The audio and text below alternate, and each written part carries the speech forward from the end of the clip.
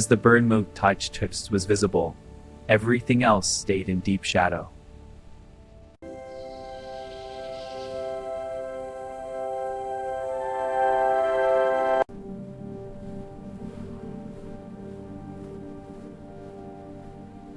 Many animals started following the bird because it was the only source of light, but just one step away from the light, everything vanished again into darkness.